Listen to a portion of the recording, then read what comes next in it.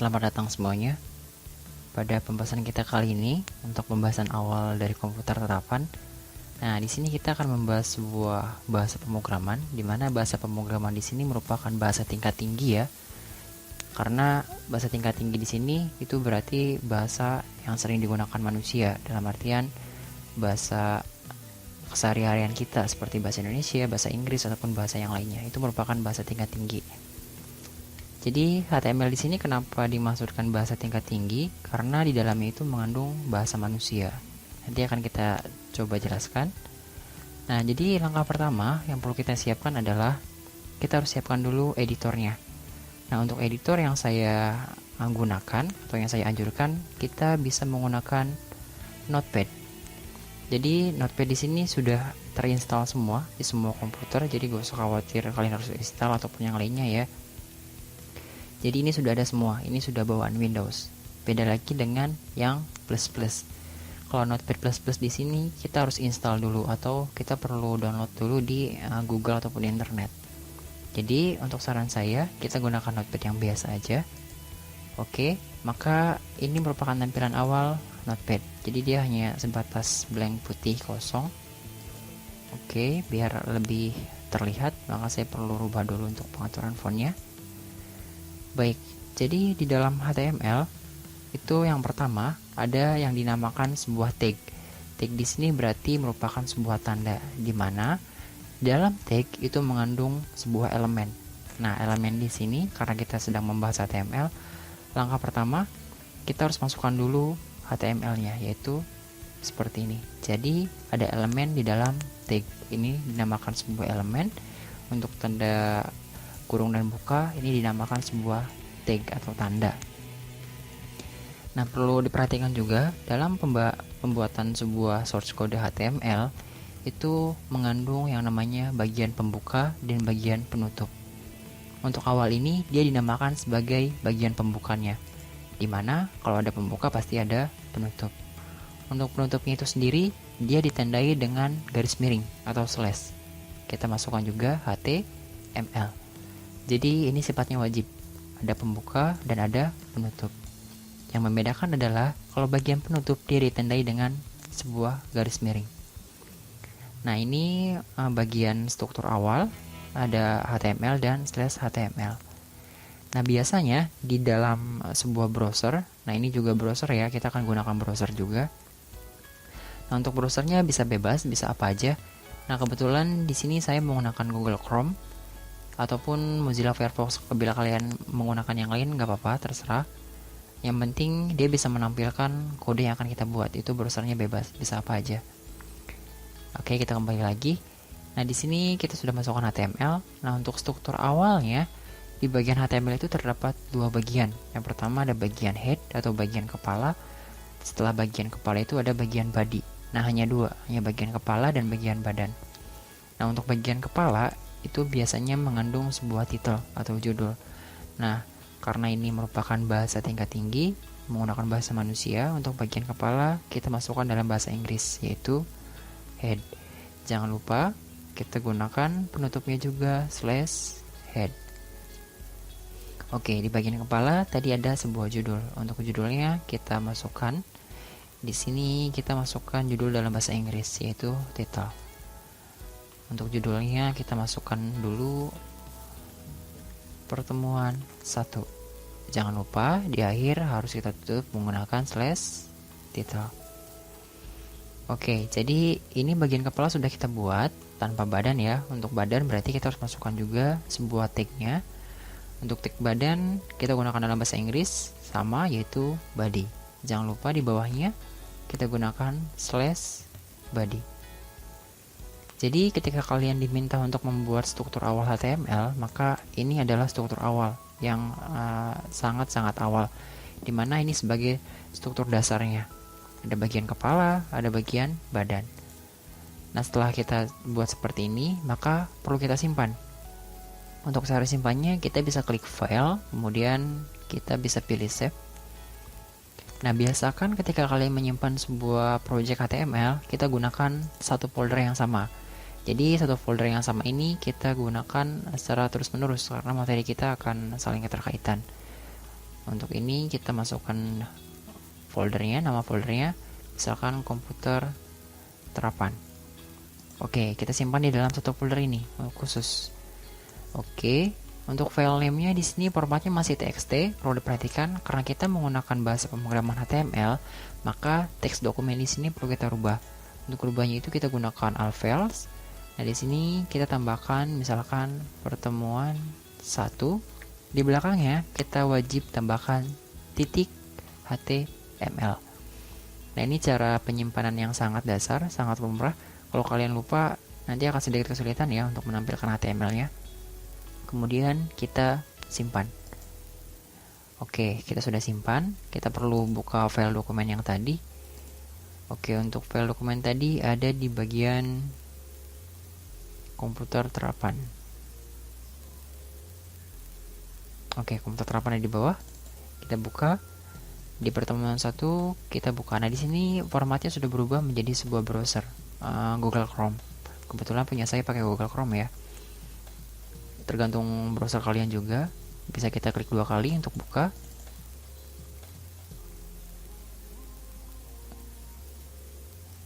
Oke, jadi ketika kita buka, dia akan muncul sebuah judul di sini yaitu pertemuan 1.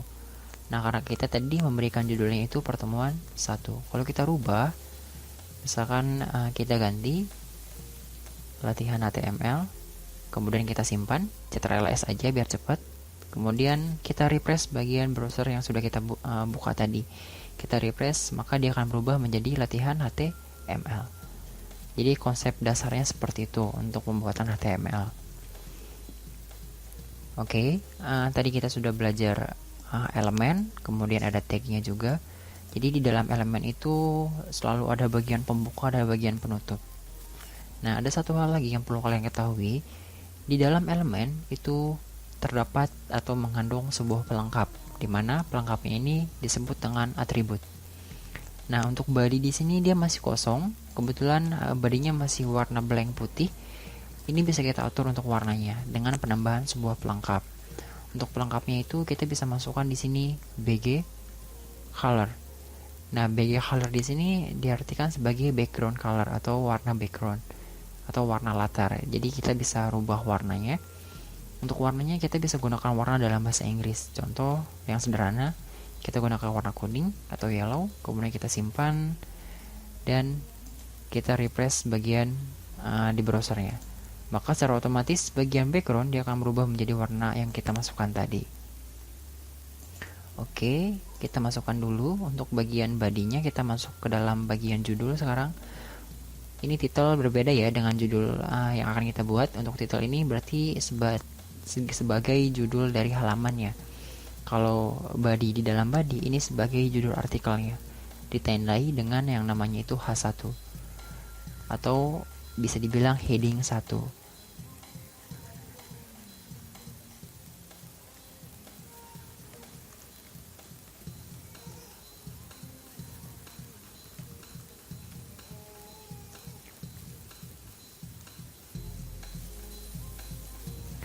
Oke, jadi H1 di sini ditandai sebagai ukurannya. Semakin kecil ukuran angkanya, maka semakin besar tulisannya. Jadi ada 6 tipe di dalam H1, di dalam H di sini ada H1, H2 sampai H6. Jadi semakin kecil yang kalian gunakan, maka semakin kecil ukurannya. Contoh, kita simpan. Kita refresh. Ya, ini merupakan ukuran dari H1. Kalau kita rubah menggunakan H3, jangan lupa di bagian akhirnya juga kita harus rubah menggunakan H3, kita simpan. Kemudian kita refresh. Dia akan menjadi sedikit lebih kecil. Seperti itu. Jadi untuk yang lebih besar kita gunakan H1 aja. Nah, berhubung letaknya masih di sebelah kiri, maka kita perlu dia ke bagian rata tengah. Untuk rata tengah kita perlu yang namanya atribut atau pelengkap. Kita masukkan dulu di dalam elemennya. Untuk pelengkap H1 dia memiliki pelengkap line sama dengan kita masukkan letaknya mau sebelah kiri, kanan atau tengah dalam bahasa Inggris. Untuk tengah berarti kita masukkan center. Kemudian kita simpan dan kita lihat hasilnya, maka secara otomatis dia akan ada di bagian tengah. Oke, kita lanjutkan dulu. Kita masukkan di sini HR. Kita masukin ukurannya, misalkan ukurannya 5, kemudian warnanya kita masukkan warna hitam. Oke, HR di sini dia berfungsi sebagai garis horizontal atau horizontal rule. Dia berfungsi untuk membuat sebuah garis. Oke, kita buka, kita refresh. Iya, ini merupakan garis horizontal yang kita buat dengan ukuran yaitu 5. Kalau ukurannya kita masukin lebih besar, ini akan lebih tebal juga. Oke. Baik, kurang lebih seperti itu dulu untuk pembahasan pertama kita kali ini. Terima kasih.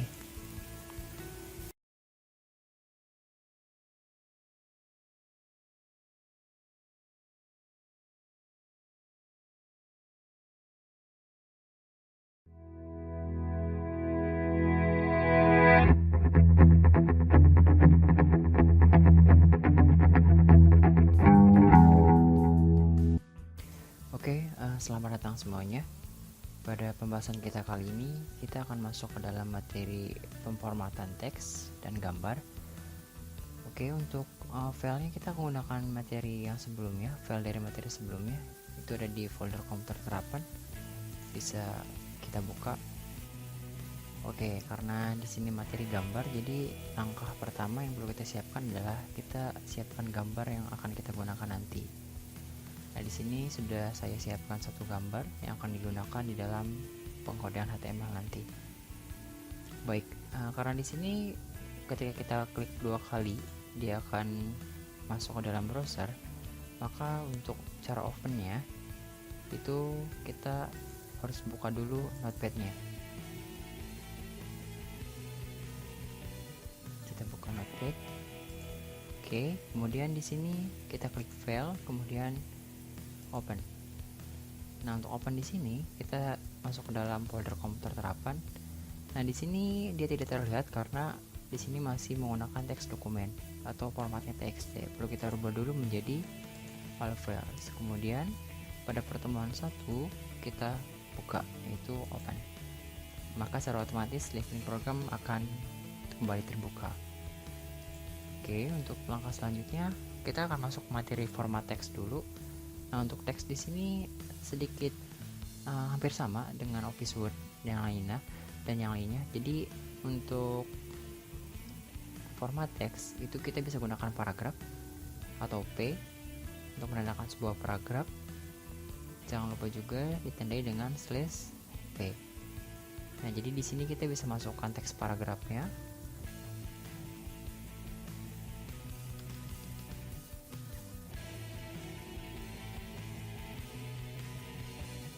Oke, kemudian untuk tanda cetak tebal itu kita menggunakan tanda B atau tag B. Di sini teks cetak tebal.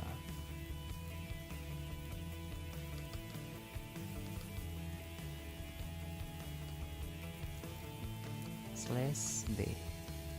Kemudian yang identik dengan Office Word itu biasanya bold, italic ataupun underline. Nah, di sini juga sama untuk HTML. Jadi 3 poin itu yang akan kita gunakan dalam format teks yang paling umum ya. Italic,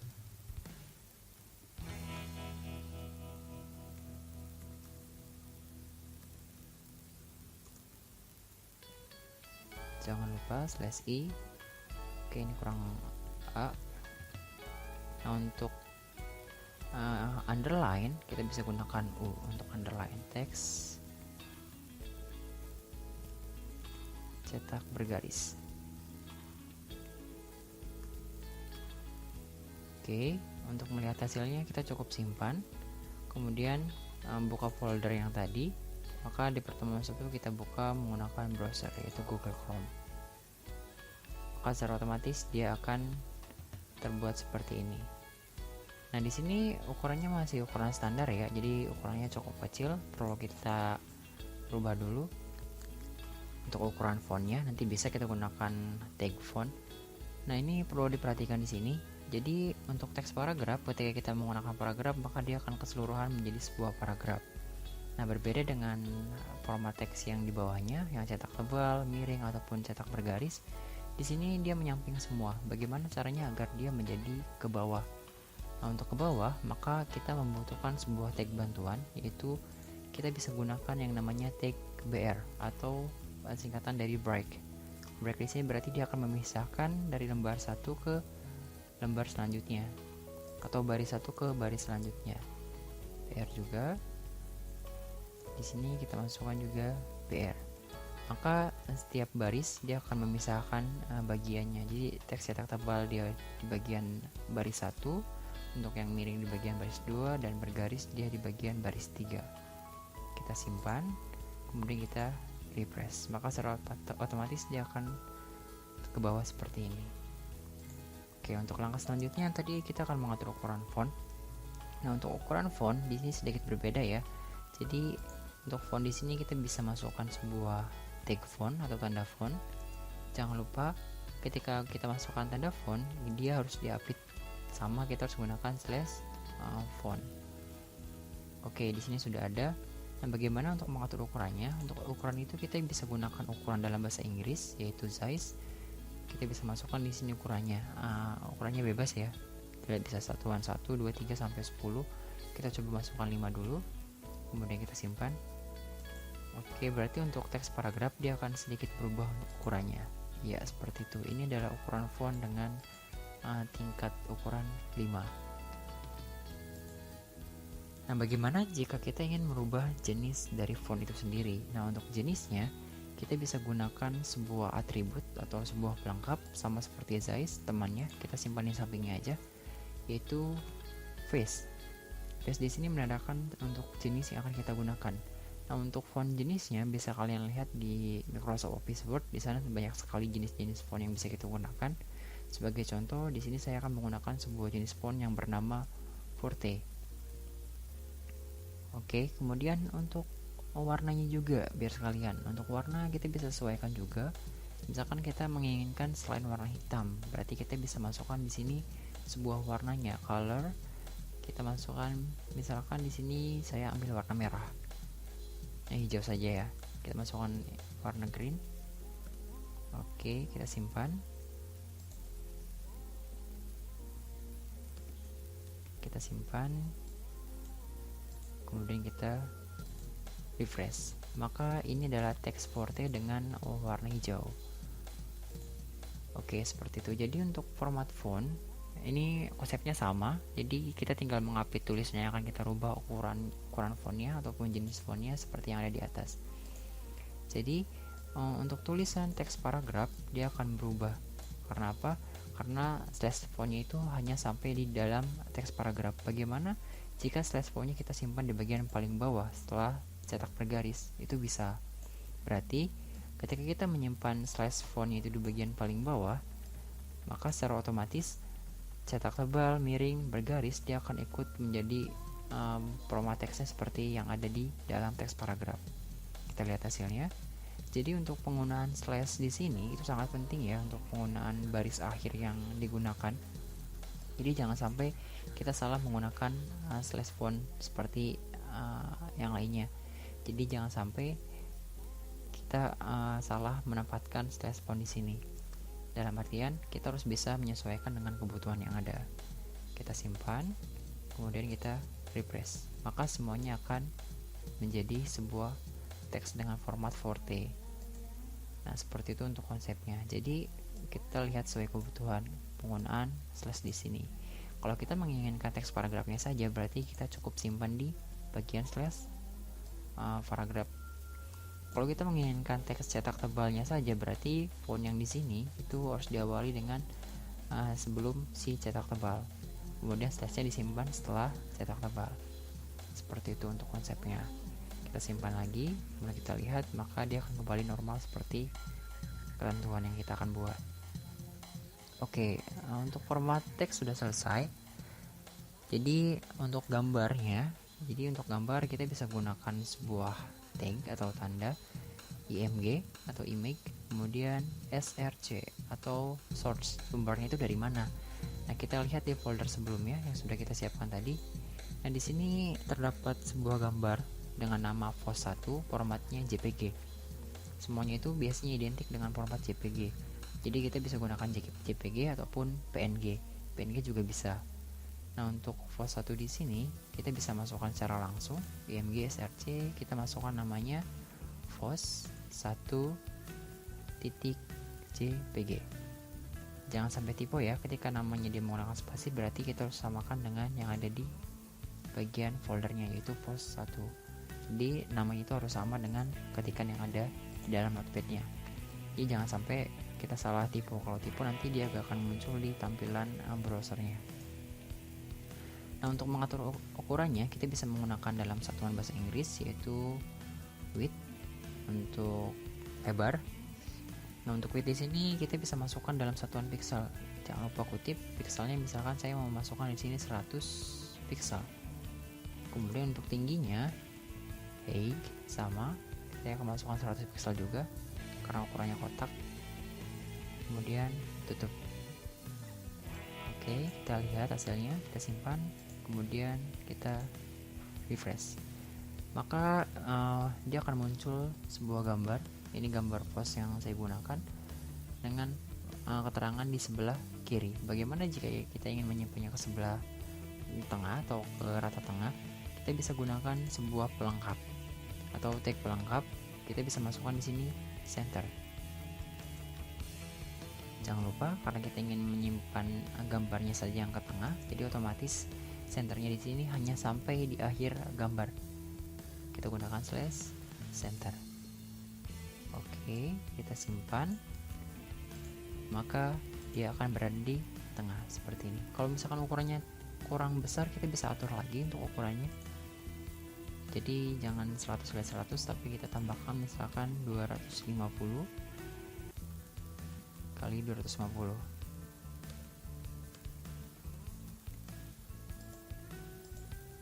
Iya, seperti itu. Terus kenapa di gambar di sini dia hanya menggunakan sebuah tag atau tanda center? Kenapa tidak menggunakan yang namanya align? Nah, jadi dalam penggunaan atribut itu semua elemen dia memiliki atributnya masing-masing. Jadi kita nggak bisa memasukkan dalam IMG memasukkan align center, karena align center di sini dia hanya boleh dimiliki oleh si H1. Nah, jadi align di sini dia hanya bisa digunakan untuk format teks. Untuk contoh, di dalam teks paragraf kita bisa masukkan align. Karena apa? Karena P di sini sebagai format teks. Jadi kita bisa masukkan align sama dengan center. Jadi align center di sini dia gak bisa digunakan di dalam IMG. Jadi IMG bisa digunakan center jika kita gunakan sebuah tanda khusus untuk gambar tersebut, yaitu centernya saja. Berbeda dengan align. Kalau align di sini dia untuk performatan teks. Kita simpan. Maka teks paragraf dia akan berada di tengah. Seperti itu konsepnya. Jadi sudah punya pasangannya masing-masing ya. Jadi align di sini hanya bisa digunakan untuk format teks, yaitu letak teksnya itu ada di mana. Berbeda dengan center yang di sini. Kalau center yang di sini dia untuk konten. Dalam artian konten seperti gambar, tabel ataupun yang lainnya. Oke, kalau sudah mungkin pembahasan kita sampai di sini dulu ya. Kita akan lanjutkan di pembahasan selanjutnya. Baik, terima kasih.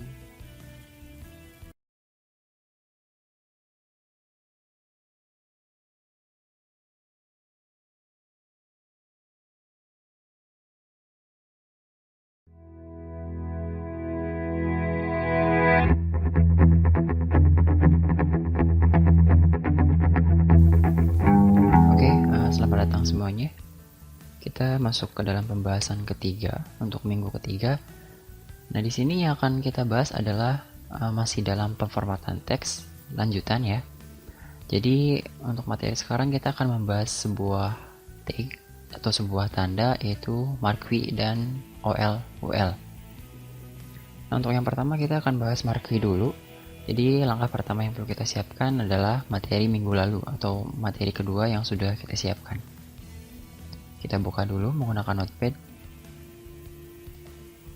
Ya, di sini sudah terbuka.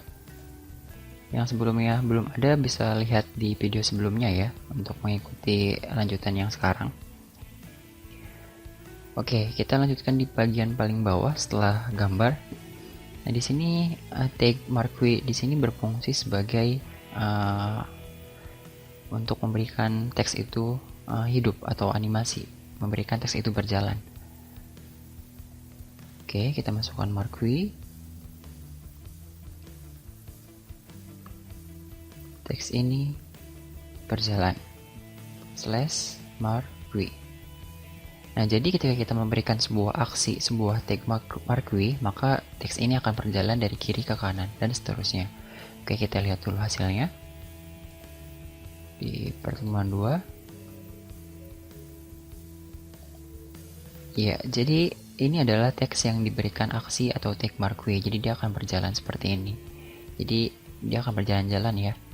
Nah, untuk marquee itu sendiri memiliki banyak sekali pelengkap. Jadi yang pertama dari pelengkapnya itu adalah direction. Direction di sini berarti arah.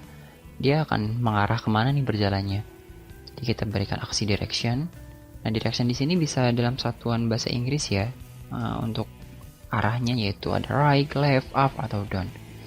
Misalkan kita masukkan di sini right dulu. Oke, kita masukkan right. Berarti dia akan berjalan dari sebelah kanan atau dari kiri ke kanan seperti itu. Kalau left ya sebaliknya ya. Coba kita gunakan direction yang lain. Misalkan kita pilih up, maka dia akan berjalan dari atas ke bawah seperti ini. Jadi jadinya cuma sedikit ya. Jadi langkah baiknya kita gunakan right saja. Nanti bisa lihat sesuai kebutuhan. Oke, ini yang pertama. Untuk yang kedua, kita copy saja biar lebih mudah. Simpan di bawah. Kita ganti directionnya menjadi atribut yang lain. Jadi di sini atributnya itu bisa memiliki banyak atribut ya untuk si marquee di sini. Nah, di sini bisa kita masukkan behavior.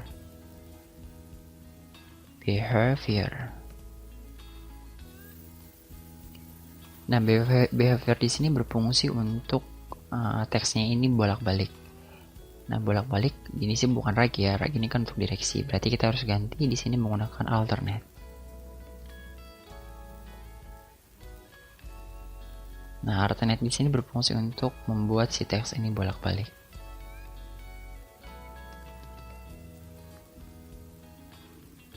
Kita simpan dan kita refresh. Ya, seperti itu. Jadi ini teks yang di atas dengan direction right, ini teks di bawah dengan menggunakan tag behavior dengan alternate. Nanti dia dari ujung sana dia akan balik lagi ke sebelah kanan. Ya, seperti itu. Jadi dia bolak-balik ya. Nah, bagaimana jika si teks ini kita berikan sebuah warna latar atau warna dasar? Itu bisa. Untuk warna latarnya, kita bisa gunakan yang namanya BG color. Nah, kita sudah belajar BG color untuk body. Jadi BG color di sini bisa kita masukkan juga di dalam marquee. Contoh, kita copy saja. Kemudian kita simpan di bagian si behaviornya. Kita paste. Jadi marquee memiliki atribut behavior, kemudian memiliki atribut juga BG color, maka dia akan memiliki warna latar kuning. Tapi jangan kuning ya, kita ganti. Misalkan di sini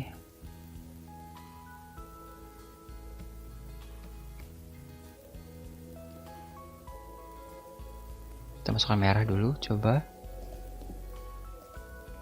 Iya. Jadi ketika dia diberikan sebuah background atau warna latar, BG color, dia akan memiliki garis seperti ini. Nah, kalau ingin mengatur teksnya berarti kita bisa gunakan apa kemarin? Kita bisa gunakan yang namanya font face. Jadi kita bisa mengatur jenis ukuran dari si teks di sini.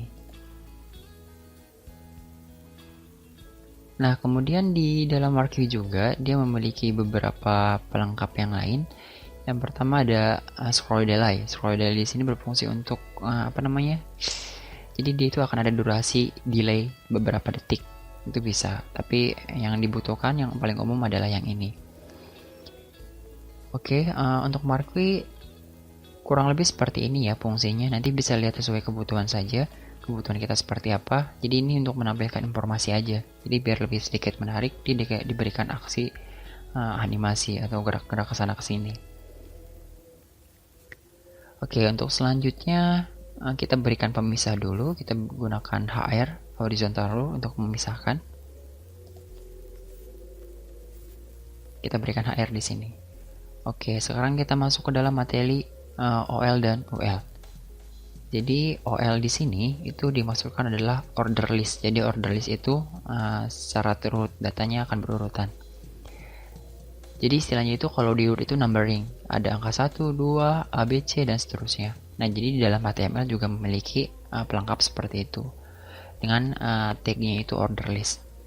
Jadi untuk order list itu digunakan OL atau OL seperti ini. Jadi di sini adalah data berurutan. Data berurutan dengan tipenya itu ada 5 ya. Ada Romawi, A kecil, A besar, kemudian Romawi kecil, dan angka 1. Jadi tipe di sini adalah tipe yang berurutan. Jadi ada urutannya. Setelah Romawi 1, Romawi 2, setelah A itu B, setelah 1 itu 2. Nah, itu dinamakan dengan order list. Nah, di dalam order list memiliki sebuah teman-temannya, memiliki sebuah pelengkap yang lainnya, itu adalah listnya. Jadi listnya itu ada apa aja sih di sini? Misalkan data berurutan dengan tipe ABCD. Nah, di sini misalkan daftar jurusan ya. Informatika. Jangan lupa di akhir kita harus tutup menggunakan /li. Biar lebih cepat kita copy saja ke bawah. Oke, tinggal kita ganti.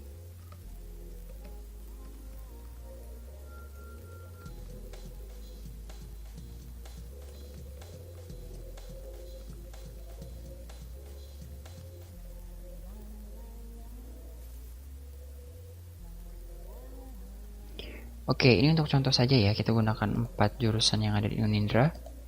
Jangan lupa di bagian akhir kita harus simpan /ol. Jadi kalau ketika ada pembuka, wajib ada penutup. Dan ini juga pembuka LI untuk informatika, dan di akhir informatika harus ada /li. Jadi ini merupakan data yang berurutan, jadi ketahuan datanya. Simpan, kemudian refresh. Ya, di sini ada muncul data berurutan dengan tipe IA dan seterusnya. Nah, di sini kebetulan ketika kita tidak memasukkan tipe, maka defaultnya itu angka 1. Kenapa defaultnya angka 1? Ya karena dia sebagai dasarnya. Formatnya itu untuk urutannya itu yang paling dasar itu 1, 2, 3, 4. Bagaimana jika kita ingin menggunakan alfabet A besar? Nah, berarti untuk menggunakan alfabet A besar, kita bisa gunakan tipe atribut. Di sini kita masukkan tipenya itu apa? Bisa lihat dari kelima yang ada di sini. Yang kita butuhkan adalah A alfabet dengan kapital. Kita masukkan A besar, simpan. Ketika kita lihat di browsernya, kita refresh, maka di sini akan otomatis menjadi A, B, C, D. Seperti itu. Nah, bagaimana jika datanya itu dimulai dari huruf D, bukan huruf A? Bagaimana cara kita mengatasinya? Ingat teman-teman, di dalam tipe, di sini hanya bisa mengambil dari tipe awalnya, yaitu angka 1, A, dan seterusnya. Berbeda dengan kita mengawali dengan angka D. Kalau kalian masukkan di sini D, itu salah. Nanti yang akan terbaca adalah angka 1, karena tipe D itu nggak ada. Yang ada itu adalah tipe A. Nah, jika kita ingin memberikan urutan awalnya itu D, berarti kita harus gunakan pelengkap yang lain, yaitu tipe A. Di sini ada urutannya, yaitu dalam bahasa Inggris adalah star. Kita mulai dari karakter keberapa? Start. Ingat, kita mulai dari karakter keberapa, bukan dari yang mana ya. Kalau yang dari yang mana berarti kita masukkan D, itu salah. Karena di sini berurutan dengan karakter. Jadi karakter di sini adalah D itu adalah karakter keempat. A itu 1, B itu 2, C itu 3, dan D adalah 4. Jadi ketika kita memberikan star 4, maka dia akan diawali dengan D, E, F, G. Seperti itu konsepnya. Jadi ini pasti nanti akan keluar ya di ujian nanti. Nah, jadi untuk OL itu memiliki 2 atribut, ada tipe dan star. Berbeda dengan UL nanti. Kalau UL dia gak bisa gunakan star karena numbering di sini dia menggunakan simbol-simbol. Jadi gak ada data yang berurutan. Oke, selanjutnya kita masuk ke dalam UL atau dinamakan unordered list, data yang tidak berurutan.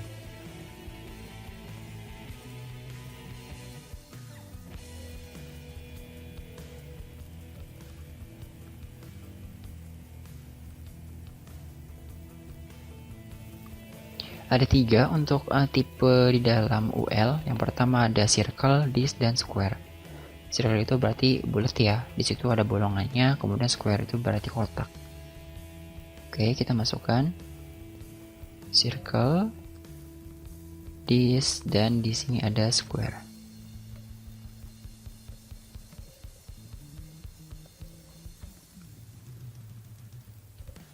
Ya, seperti itu. Jadi untuk tipenya ada 3.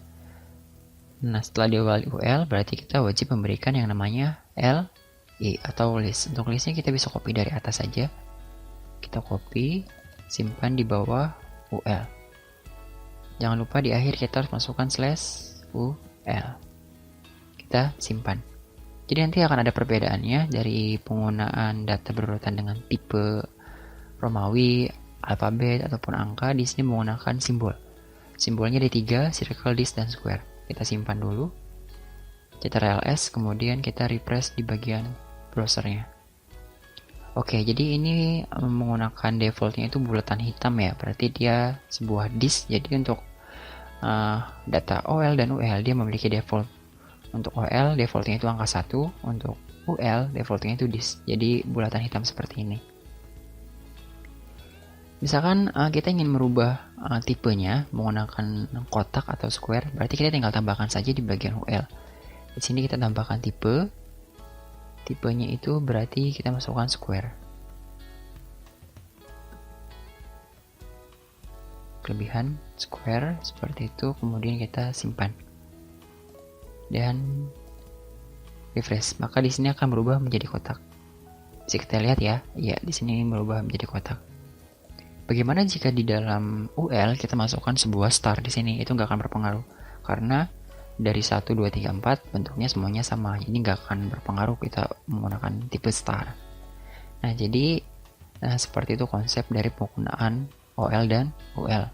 Kalau OL datanya berurutan dengan angka, kalau square datanya berurutan dengan simbol. Seperti itu konsepnya.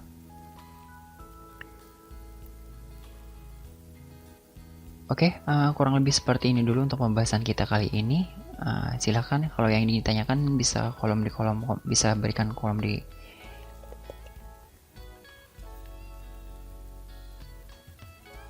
Oke, kurang lebih seperti ini untuk pembahasan kita kali ini untuk materi Marquee dan OL/UL.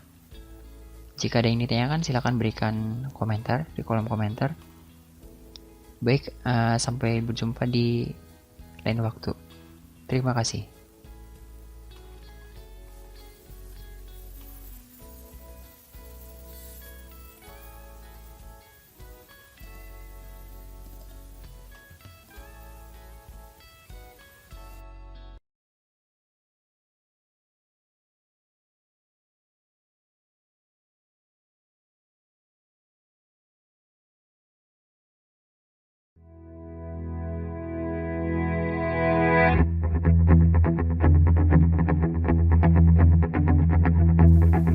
Oke, selamat datang semuanya.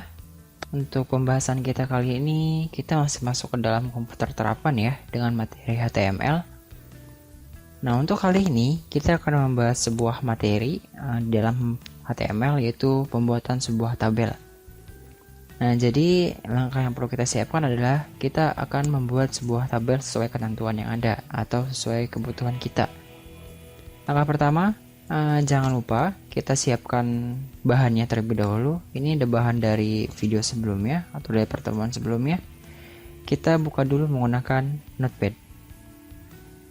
Ya, bagi yang belum ada silahkan ikuti di video sebelumnya ya. Di sana terdapat beberapa pembahasan yang sudah dibahas. Oke, kita mulai di bawah UL. Jadi kita teruskan saja ya materinya ya. Jadi ini saling keterkaitan dari materi awal sampai materi yang sekarang kita bahas. Nah, untuk bantuan kita perlu Microsoft Office Word untuk contoh tabelnya. Kita butuh Word terlebih dahulu. Untuk menyesuaikan kita akan membuat tabel seperti apa nih. Nah, di sini kan cukup mudah ya untuk membuat tabel. Kita bisa insert. Untuk tabelnya jangan banyak-banyak, kita misalkan gunakan 2 atau 3 kolom saja, itu cukup. Misalkan di sini terdapat npm, nama, dan kemudian kelas. Oke, berarti di dalam npm nama dan kelas ini merupakan satu baris. Nah, ke samping itu baris ya, kalau ke bawah berarti kolom. Kalau ke bawah seperti ini satu kolom, 2 kolom, dan 3 kolom. Berarti total keseluruhan adalah 3 kali 3. Nah, untuk npm nya bebas, misalkan 1 2 3 4. Di sini 1 2 3 6. Untuk nama kita masukkan Ahmad, dan di sini misalkan oke, untuk kelasnya baik. Di sini sudah ada contoh. Kita akan membuat tabel seperti ini ya, dengan baris 3 dan kolom juga 3, ada nama, npm, dan kelas. Nah, ini sebagai contoh aja, sebagai bantuan. Kita gunakan Office Word, kita kembali lagi ke Notepad. Nah, di sini yang perlu kita perhatikan, di sini ada 3 kolom, berarti kita butuhkan 3 kolom nanti. Nah, untuk kita buka Notepadnya kembali, untuk tabel kita masukkan di sini table dalam bahasa Inggris ya. Nah, jadi di dalam tabel di sini terdapat sebuah atribut atau pelengkap. Jadi pelengkapnya juga kita bisa menggunakan biaya color ya. Jadi nanti kalau misalkan kita tambahkan biaya color di dalam ya, maka tabel tersebut akan ada warnanya. Sebagai contoh saja, kita tidak usah menggunakan biaya color dulu, tapi kita gunakan sebuah border atau garis bantu. Di sini kita masukkan border sama dengan, nah biasanya untuk satu border di sini satuannya pixel ya. Kita cukup gunakan satu saja, 1 pixel. Jadi biar nggak terlalu tebal, Baik, di dalam tabel terdapat 3 elemen sebagai pelengkap. Yang pertama itu terdapat sebuah tr. Tr di sini menandakan tabel row atau dalam artian tabel baris. Nah, sekarang kita lihat di sini. Di sini terdapat berapa baris yang akan kita siapkan? Terdapat 3 baris, berarti kita akan buat 3 tr nantinya. Tr. Di dalam TR itu terdapat sebuah isian. Yang pertama, baris pertama dulu kita lihat di bagian Office Word. Untuk baris yang pertama di sini terdapat npm, nama, dan kelas. Ini baris pertama ya, berarti ini baris yang pertama yang kita buat. Berarti TR, karena tadi merupakan bagian header atau bagian judulnya, judul kolom ya, maka kita gunakan TH. TH di sini diartikan sebagai tabel header. TH yang pertama tadi ada npm /th, kemudian selanjutnya th juga, yaitu nama /th,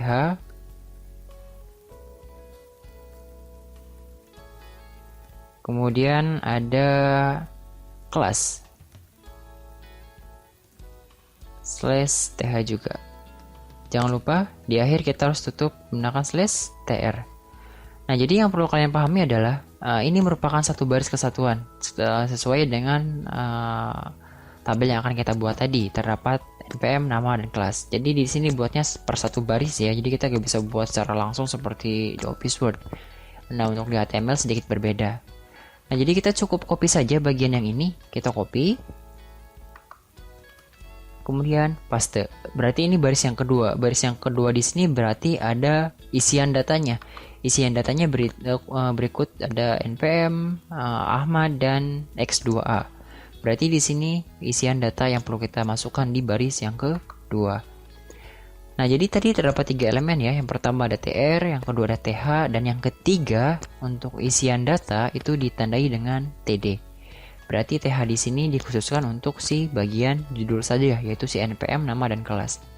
Kalau TD berarti untuk isian datanya. Kita rubah dulu biar lebih mudah. TD. Nah, npm di sini kita masukkan npm-nya tadi berapa? Ada 1 2 3 4 5. Nah, untuk namanya Ahmad. Kemudian untuk kelasnya itu x2a. Ini isian baris yang kedua. Nah, kita lihat barisnya ada berapa baris nih? Ternyata ada 3. Berarti kita harus buat baris yang ketiga dengan nama Siska. Kita cukup copy saja bagian baris yang kedua tadi yang sudah kita buat. Kita copy, simpan di bawahnya.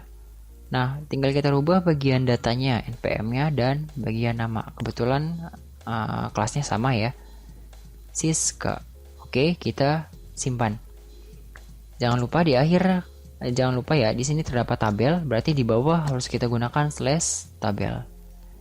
Slash tabel seperti itu. Oke, kita simpan dan kita coba buka hasilnya di bagian browsernya.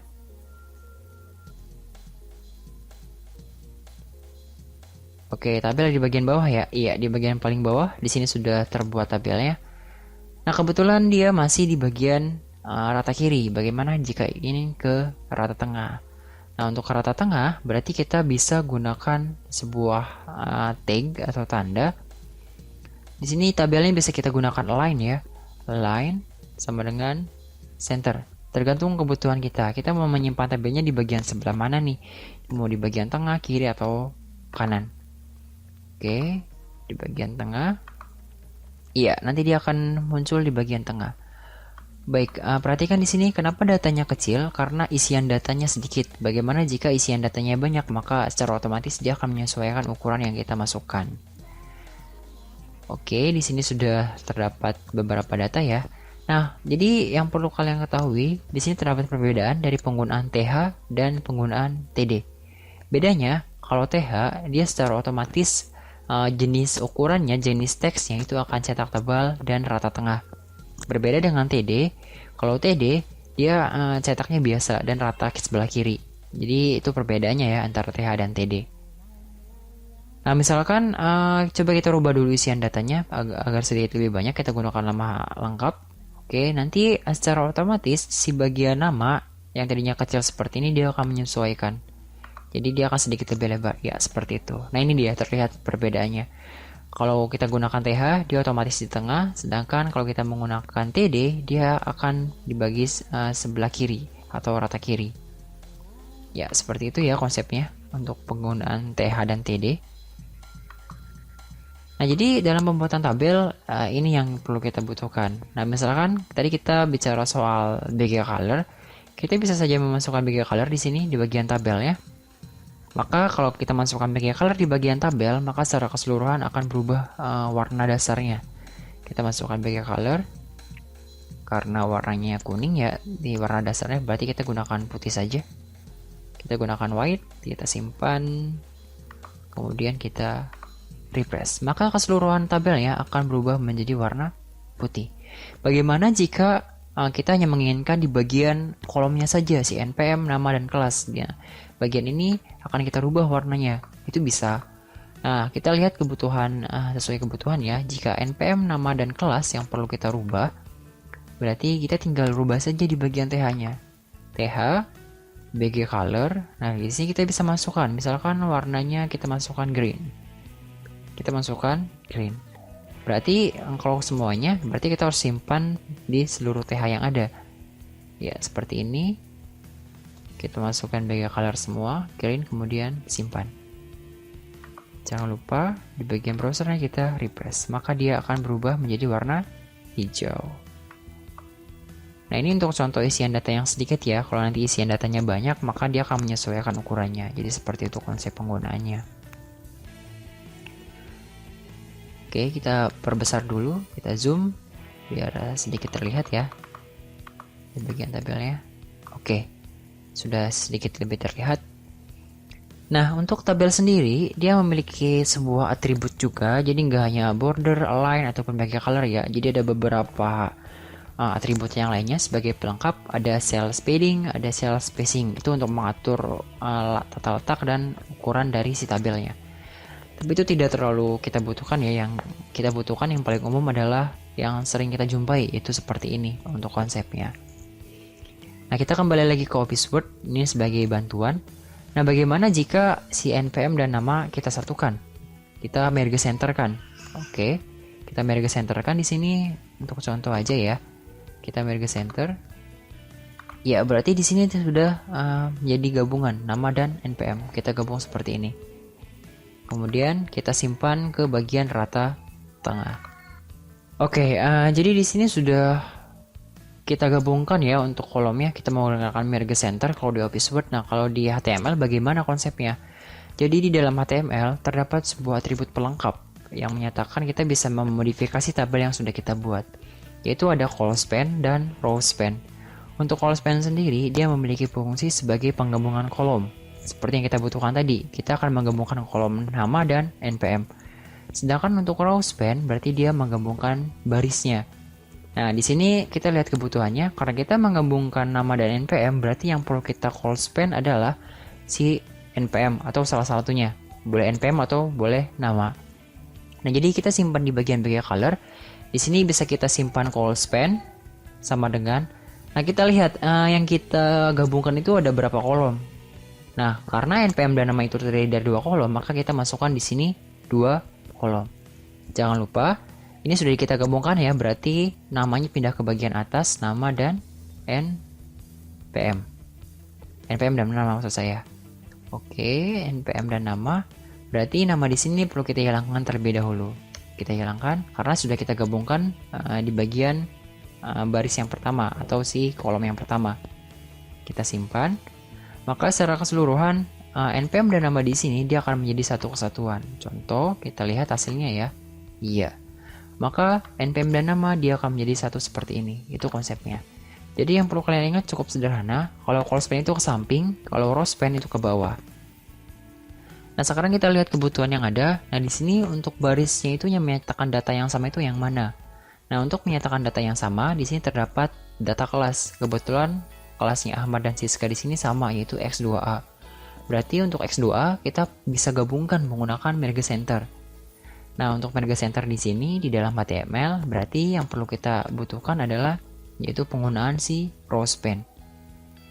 Seperti tadi, kita bisa gunakan salah satunya aja. Jadi sini karena data paling atas adalah Ahmad, berarti di dalam TD si kelasnya bagian Ahmad di sini. Kita tambahkan row span sama dengan berapa bagian yang akan kita gabungkan, yaitu 2 bagian. Oke, berarti di bagian bawah untuk X2A di bagian Siska kita tidak perlu butuhkan datanya lagi karena di bagian atas sudah di row span oleh kelasnya Ahmad, yaitu kelas X2A. Maka kita hilangkan data yang di bawahnya, cukup 2 saja, npm dan nama. Kita simpan, kemudian kita refresh di bagian paling bawah. Maka secara keseluruhan untuk kelas ini dia akan menggabung seperti ini. Itulah penggunaan dari row span. Jangan lupa ya konsepnya ya, ketika kalian menggabungkan data, berarti data yang digunakan adalah salah satu saja. Berarti jangan sampai muncul 2. Nah, berbeda kasusnya jika tadi untuk kelas yang Siska di sini dia tidak dihilangkan. Maka nanti akan ada sedikit perubahan data. Jadi datanya tidak sesuai. Contoh, ini untuk kelasnya Siska masih ada ya. Berarti nanti akan muncul kesalahan seperti ini. Kenapa muncul kesalahan seperti ini? Karena data yang kedua sudah kita gabungkan dengan data yang pertama. Jadi ini tidak diperlukan lagi. Jadi cukup hapus di bagian di bawah Siska, di bagian sebelah sini kita hilangkan. Karena kebutuhannya sudah dipenuhi oleh si row span yang di atas. Kita sudah menggabungkan menjadi 2 bagian. Bagaimana jika datanya ada 3? Datanya ada 3 juga sama. Kita copy. Misalkan kita masukkan data yang lain ya. Dengan npm yang lain. Di sini 7 misalkan namanya Sinta. Kemudian kita simpan. Jangan lupa, karena data ada 3, berarti untuk row span-nya jangan 2, tapi 3 data. 3 kita simpan, kemudian kita refresh. Maka datanya akan menjadi 3 bagian, dan bagian kelas dia mencakupi Ahmad, Siska, dan Sinta. Nah, bagaimana jika kasusnya Sinta di sini kelasnya beda dari yang lain? Nah, ini bisa kita tambahkan untuk Siska. Untuk Sinta maksud saya. Di sini kita bisa masukkan TD. Kita bisa masukkan kelas lain, misalkan Sinta di sini dia dari kelas X2B/TD. Nah, karena X2 itu hanya 2 orang, berarti row span-nya bukan 3 tapi 2. Kita simpan. Kemudian kita lihat hasilnya. Iya, seperti itu. Jadi penggunaan data dari tabel di sini konsepnya seperti itu ya. Yang perlu kalian ingat dari penggunaan call span dan row span juga ini cukup lebih sederhana. Kalau call span itu ke samping, kalau row span dia ke bawah, seperti itu konsepnya. Oke, misalkan di sini untuk X2A kita akan menyimpan datanya ke bagian tengah, itu bisa. Nah, ini kan penggunaan TD itu kan berarti datanya akan ada di sebelah kiri ya, rata kiri.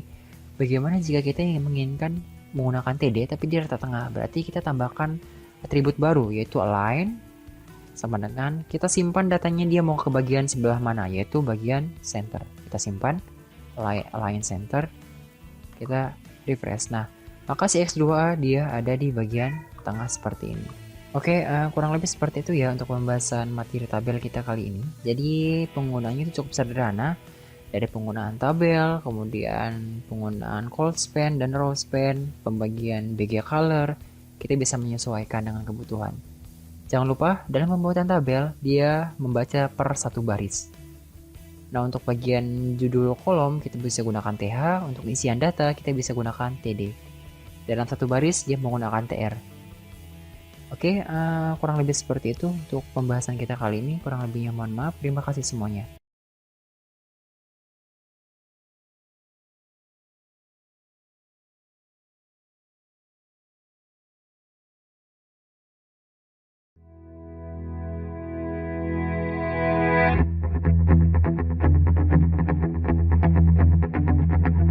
Ya, baik, selamat datang semuanya. Pada pembahasan kita kali ini, kita akan masuk ke dalam materi baru, yaitu materi from. Jadi from di sini merupakan sebuah konsep formulir ya. Jadi nanti akan ada sebuah isian yang akan bisa kita isi data. Nah, biasanya ini untuk from itu ada penggunaan formulir biasanya digunakan untuk daftar media sosial ataupun yang lainnya. Nah, jadi kita akan menerapkannya di dalam sebuah HTML. Oke, langkah pertama kita siapkan dulu bahan sebelumnya. Di pertemuan sebelumnya kita buka materi pertemuan 4, kita gunakan notepad ya. Kita lanjutkan di paling bawah aja ya.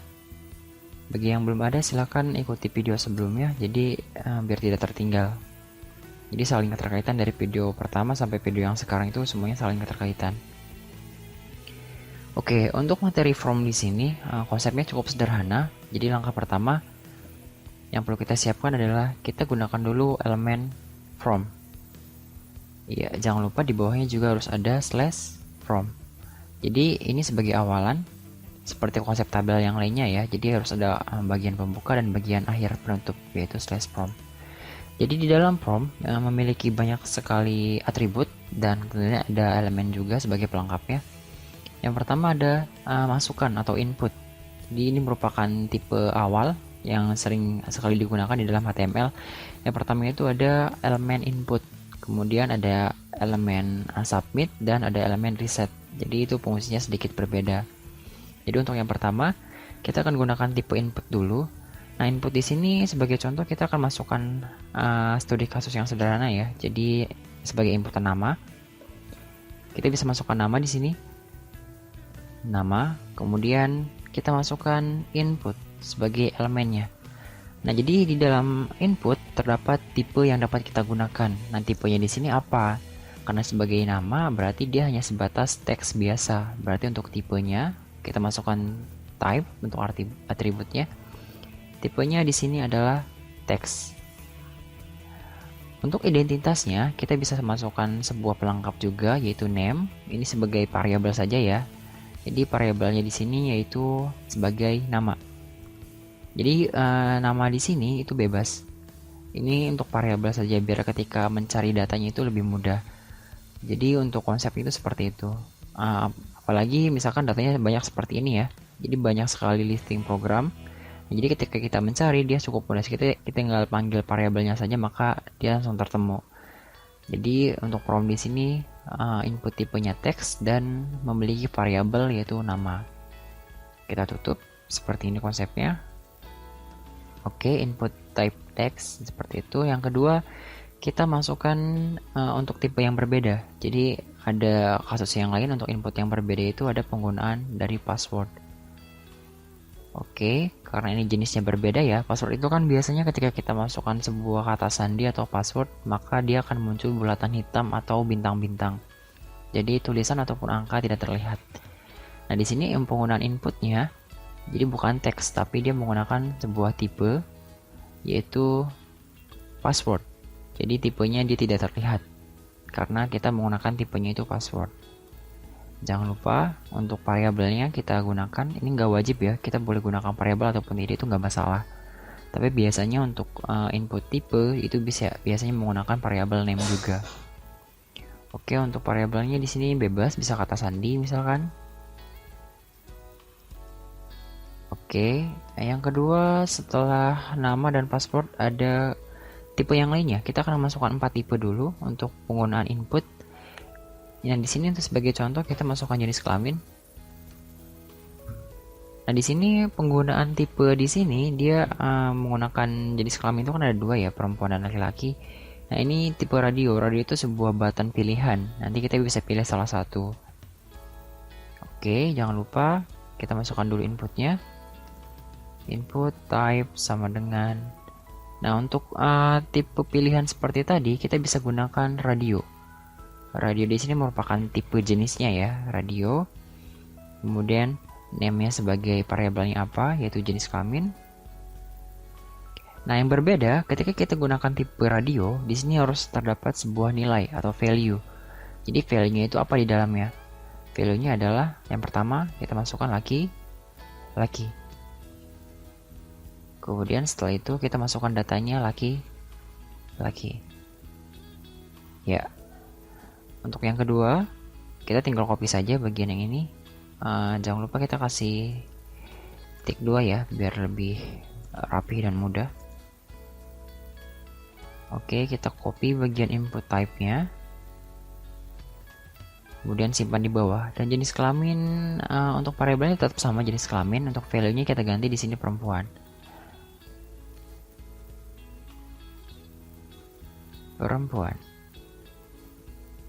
Dan isiannya itu berarti di sini harus perempuan juga. Oke, untuk selanjutnya, jadi ini merupakan tipe yang berbeda-beda ya untuk penggunaannya. Jadi tergantung kebutuhan kita mau pakai yang mana. Ada penggunaan nama berarti sebagai teks biasa, ada penggunaan password sebagai kata sandi dan yang lainnya. Oke, untuk yang kedua ini sebatas pilihan juga. Jadi ada dua tipe juga. Yang pertama tipe radio, yang kedua ada tipe checkbox. Jadi checkbox di sini berarti kotak yang bisa kita pilih atau kita checklist. Seperti itu. Misalkan untuk text boxnya kita bisa gunakan hobi mungkin ya. Kita gunakan hobi. Oke, kita gunakan dua saja cukup mungkin.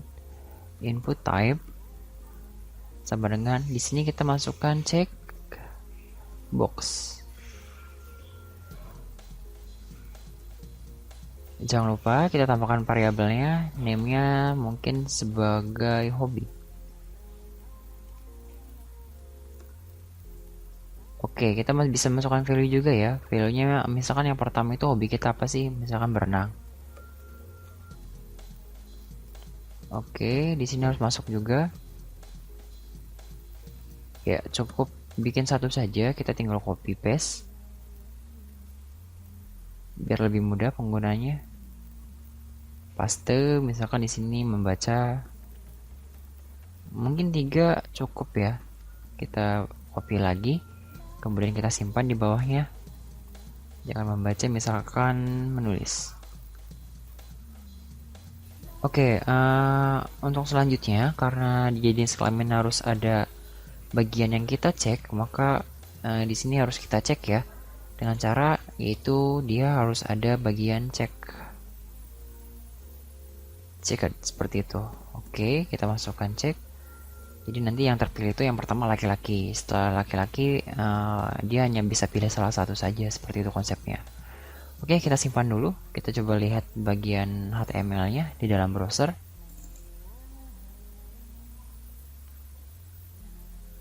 Oke, di bagian paling bawah sudah terbuat ya. Kita zoom dulu biar sedikit lebih terlihat.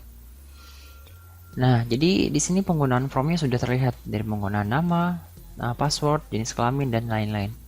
Ini yang membedakannya, kenapa semuanya dia ke sebelah kanan, ke samping semua, karena kita lupa menggunakan konsep dari penggunaan paragraf. Jadi di dalam paragraf itu ada break.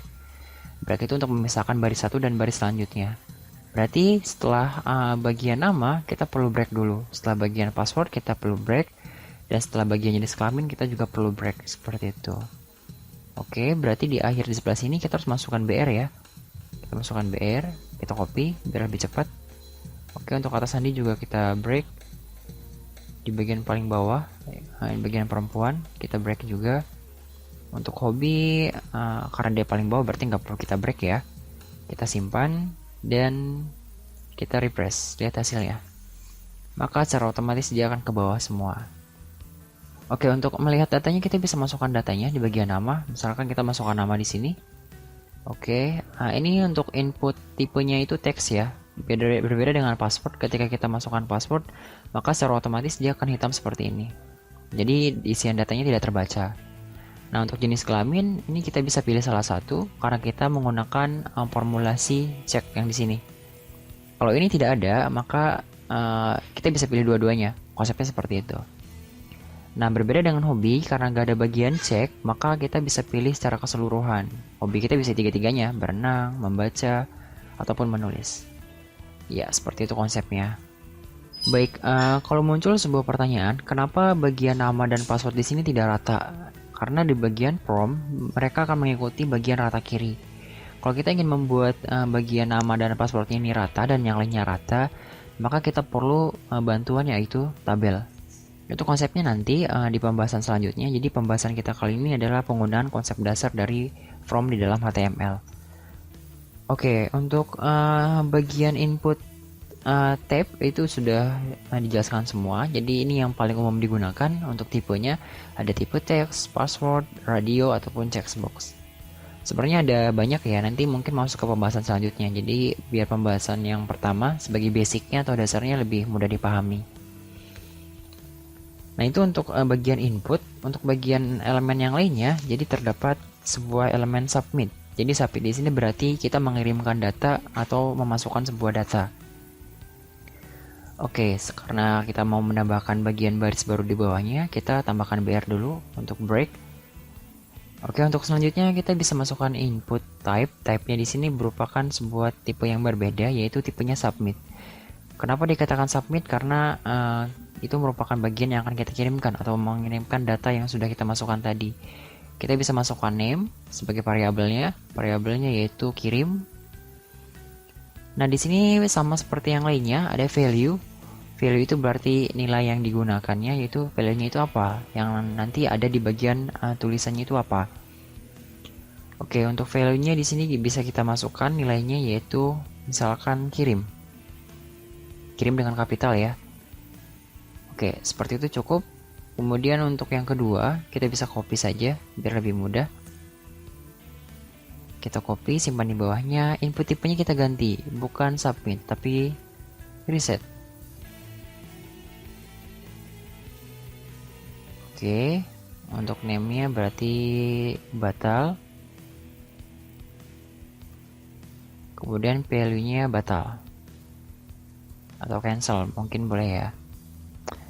Oke, ya di sini jangan lupa untuk hobi yang tadi kita lupa mengubah value-nya. Di sini masih berenang semua. Sebenarnya nggak terlalu bermasalah.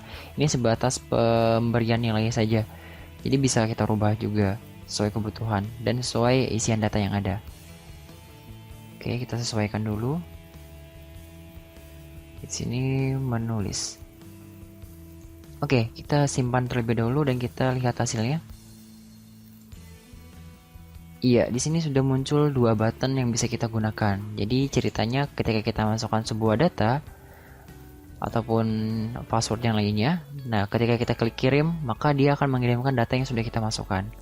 Nah, ini untuk bagian aksi kirim nanti akan masuk ke pembahasan yang selanjutnya.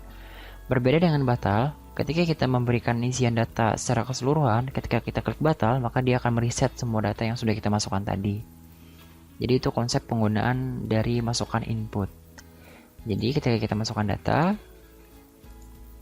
contoh ya, kemudian setelah selesai, ternyata kita akan memberikan aksi sebuah batal. Ketika kita klik batal, maka dia akan mereset dan mendefaultkan semua, jadi kosong semua tampilan seperti itu. Oke, kalau misalkan kirim dan batalnya pengen ke bawah, kita tinggal tambahkan break saja ya, itu cukup mudah konsepnya.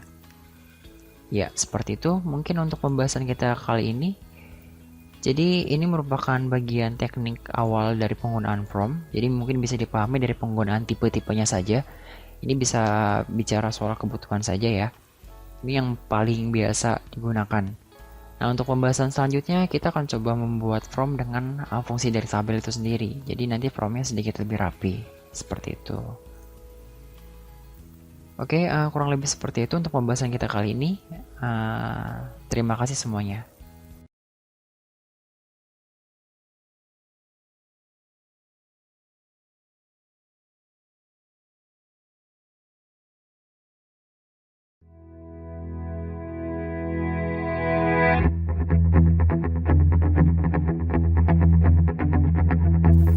Oke, selamat datang semuanya.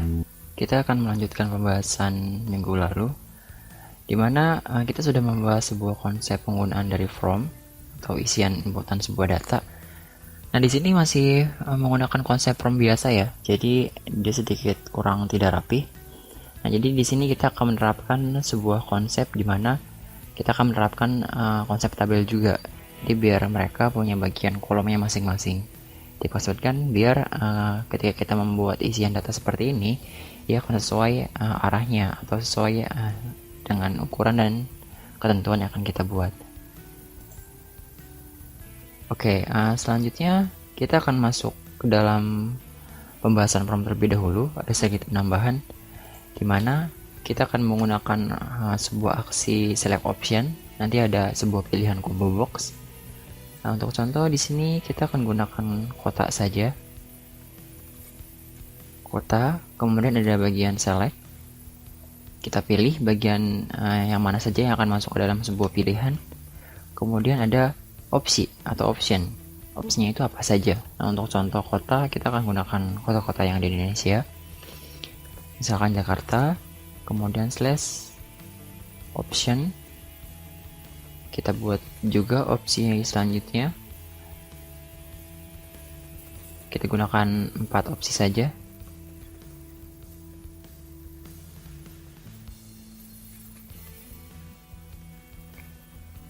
Oke, kita copy biar lebih cepat. Ya. Di sini kita ganti datanya.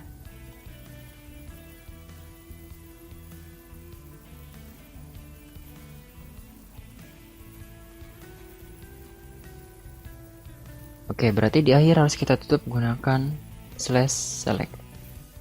Nah, jadi select di sini berarti dia akan bisa memilih keempat bagian kota yang kita masukkan. Jadi nanti akan ada Jakarta, Bandung, Semarang, dan sebagainya. Nah, ketika kita simpan dan kita refresh bagian browsernya, maka di bagian bawah akan muncul sebuah pilihan kota. Nah, ini kenapa masih di samping batal? Karena kita belum memasukkan sebuah tag BR. Nah, berarti untuk bagian kota kita harus simpan di bagian paling atas setelah select input ya. Ya, di sini ini perlu kita kebawahkan dulu. Kita paste. Jadi biar ketika di bagian sini dia sudah otomatis ke bagian bawah. Jangan lupa berarti di akhir select kita harus tambahkan BR. Jadi biar si kirim dan batalnya itu ada di bagian paling bawah. Oke, kita simpan, kemudian kita refresh. Nah, jadi ketika kita memilih bagian select option, nah di paling pertama itu Jakarta ya, karena kita masukkan bagian data yang paling pertama itu adalah Jakarta. Jadi ketika kita pilih, kita bisa pilih ke 4 bagian kota. Kita bisa pilih salah satu, Bandung, Semarang, ataupun Yogyakarta. Nah, ini merupakan konsep penggunaan dari combo box. Jadi di dalam combo box di sini dia menggunakan penerapan dari select option. Oke, selanjutnya ada penerapan satu lagi, di mana jika kita ingin memberikan sebuah field yang lebih lebar dan lebih panjang, kita gak mungkin menggunakan fungsi input text. Kalau input text seperti di sini, dia sudah default, jadi ukurannya ya sebatas ini ya. Ini kita nggak bisa mengaturnya. Kalau kalian pengen lebih lebar dan lebih panjang lagi, kita bisa gunakan sebuah konsep text area. Oke, kita masukkan dulu. Misalkan kita masukkan komentar. Nah, di sini kita bisa menerapkan text area. Nah, untuk text area, kita bisa mengatur kolom dan mengatur barisnya. Nah, untuk bagian kolom, kita bisa masukkan kolom dalam bahasa Inggris, yaitu calls. Untuk kolom, kita masukkan kolomnya berapa bagian. Konsepnya sama seperti tabel. Jadi, semakin banyak kolom yang kita masukkan, maka semakin lebar. Nah, sebagai contoh, kolomnya kita akan masukkan 5. Kemudian barisnya Berarti baris ini tingginya ya. Tingginya akan berapa? Misalkan contoh kita gunakan 10 dulu. Nah, di sini kita masukkan slash text area. Nah, di bagian text areanya, di dalamnya kita bisa masukkan data. Misalkan, silahkan isi komentar. Ya, jadi nanti di bagian di dalam kotaknya terdapat sebuah tulisan isi komentar. Kalau ini tidak ada, ya berarti nanti dia akan kosong. Oke, jangan lupa di bawah kita harus tambahkan BR. Jadi biar si inputan kirim dan batalnya itu ada di bagian paling bawah. Kita simpan, kemudian kita refresh. Oke, ini bagian kolom yang sudah kita atur ternyata sedikit lebih kecil ya. Berarti kita perlu atur jangan limbah di sini. Misalkan 20, kemudian 20x20 biar terlihat bedanya. Kita refresh. Iya. Nah, jadi ini merupakan bagian dari text area. Bedanya, text area bisa kita atur di bagian tampilan output. Jadi ini bisa kita lebarkan sesuai kebutuhan yang ada. Berbeda dengan bagian input teks ataupun import password, jadi dia hanya sebatas ini saja, jadi nggak bisa kita atur. Tapi ketika kita refresh kembali, maka dia akan menyesuaikan ukuran di dalam listing program yang sudah kita buat. Oke, jadi di dalam penggunaan prompt, konsepnya yang paling umum digunakan adalah yang sudah kita bahas, dengan penambahan tadi merupakan select option dan text area. Nah, sekarang kita baru masuk ke dalam penerapan teknik desainnya. Di sini kita akan menggunakan konsep tabel. Jadi karena tabel di sini menerapkan konsep baris dan kolom, berarti setiap bagian yang akan kita buat ini kita simpan di bagian baris dan kolomnya masing-masing. Untuk nama, text fieldnya, password, dan text fieldnya kita buat dalam kolom yang berbeda. Oke, sekarang kita masuk. Berarti di atas prompt harus ada penggunaan dari tabel. Jangan lupa bisa kasih garis bantu untuk mempermudah. Bordernya 1. Di akhir jangan lupa setelah prompt ya, kita masukkan di sini slash tabel. Oke, kita lihat dulu. Ya, karena kita belum menerapkan TR dan BR, maka dia belum ada. Nanti kalau kita sudah masukkan TR dan BR, dia akan ada garis bantu-bantunya seperti itu. Oke, ini kita pisahkan dulu biar lebih mudah. Oke, ini untuk baris yang pertama. Ini baris yang kedua. Untuk jenis kelamin, ya, jadi setiap baris kita perlu masukkan TR-TR-nya ya.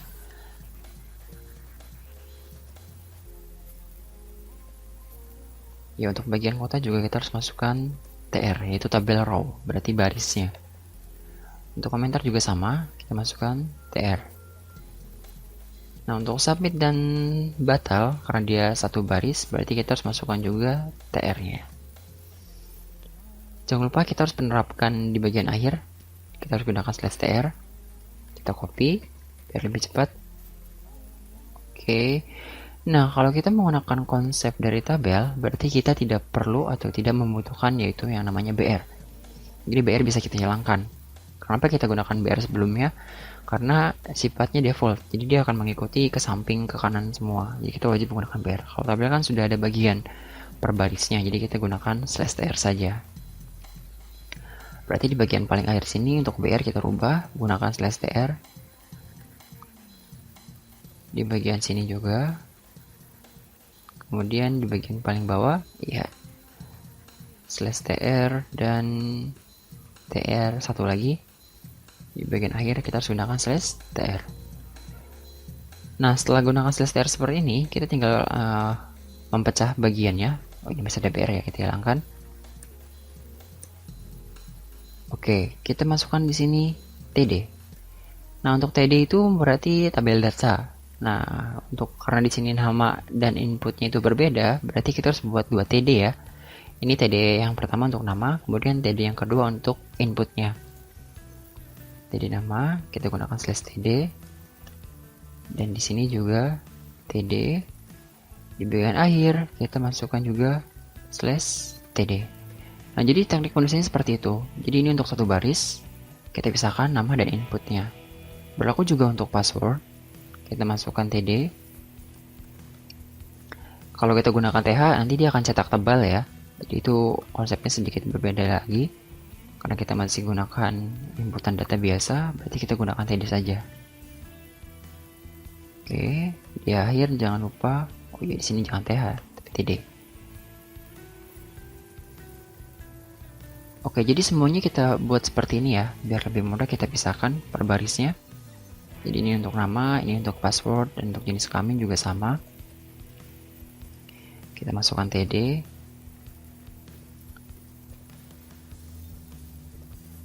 Nah, untuk di sini karena ada dua pilihan laki-laki dan perempuan, karena mereka masing-masing dalam satu bagian ya, berarti kita cukup gunakan satu TD saja. TD di bagian input, kemudian di akhir sebelum TR, kita tambahkan juga bagian slash TD-nya. Ya, untuk hobi juga sama seperti jenis kelamin yang di atas, karena menggunakan beberapa pilihan. Berarti kita bisa gunakan satu TD saja cukup, karena mereka satu bagian. Nah, ini yang perlu diulangi secara terus menerus ya, karena kebutuhan kita seperti itu. Kita pisahkan, jadi nanti ketika kita lihat hasilnya dia akan sedikit lebih rapi.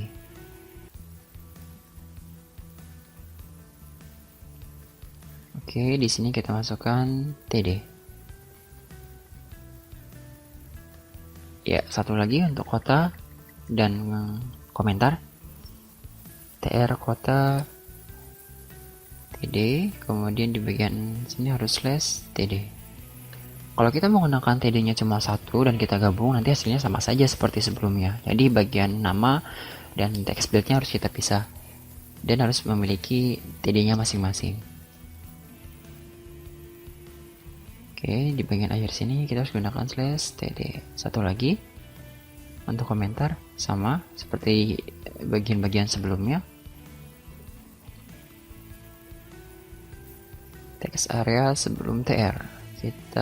Oh ya, text area-nya belum kita kasih TD. Ini perlu sedikit ketelitian ya, jangan sampai tertinggal. Yang penting setiap bagian nama bagian text field kita masing-masing masukkan bagian TD-nya. Ya, untuk input kita masukkan, dan di bagian akhir kita buat satu baris saja slash TD. Kemudian kita simpan. Oke, kita akan lihat hasilnya. Ini sebelum dimasukkan ke dalam konsep tabel. Jadi ketika sudah dimasukkan ke dalam tabel, maka dia akan memiliki bagiannya masing-masing. Seperti ini konsepnya. Ya, di sini sudah terbuat ya. Oke, di sini ada bagian kotak putih, kotak kosong. Di bagian hobi ada sedikit kesalahan. Kita cek bagian hobi. Oh iya, perhatikan di sini teman-teman. Nah, TD awalan, di sini TD awalan juga, maka dia akan membuat sebuah baris baru. Jadi kita perlu perhatikan penggunaan slash TD-nya. Simpan. Perhatikan di sini yang kotak kecil kosong di sini, ketika kita refresh, ya dia akan hilang karena kita sudah gunakan menggunakan slash TD. Oke, jadi sedikit lebih rapi ya. Nanti untuk bagian ininya bordernya bisa kita hilangkan. Nah, untuk kirim dan batal, karena dia masih satu bagian, kalau kita ingin memindahkan sejajar dengan bagian text field-nya, kita bisa tambahkan, cukup tambahkan TD baru, yaitu TD atau di sini slash TD. Jadi untuk TD sebelumnya dia akan kosong, jadi selanjutnya dia akan pindah ke TD selanjutnya. Jadi nanti dia akan pindah ke sebelah kanan. Kita simpan, iya seperti itu konsepnya. Nama kirim batalnya di bagian paling bawah. Kalau sudah dirasa cukup, maka untuk garis bantu yang kita masukkan di dalam tabel, kita hilangkan. Ini dia, di bagian bordernya, kita masukkan 0. Maka garis bantu akan hilang. Iya. Itu dia penggunaan dari konsep from dengan tabel. Jadi dia akan sedikit lebih rapi. Berbeda dengan hasil sebelumnya. Sebelumnya agak sedikit mencondong ke kiri semua, rata kiri. Ketika kita gunakan tabel, maka dia akan sejajar dengan kebutuhan yang kita masukkan. Oke, hobinya, kemudian pilihan kotanya, silakan isi komentar. Di sini bisa bebas. Ya, seperti itu konsepnya. Baik, untuk pembahasan prompt sudah selesai. Nah, dengan 2 pembahasan kita, ya, jadi kurang lebih seperti itu ya penggunaannya. Silahkan diikuti dengan baik. Terima kasih.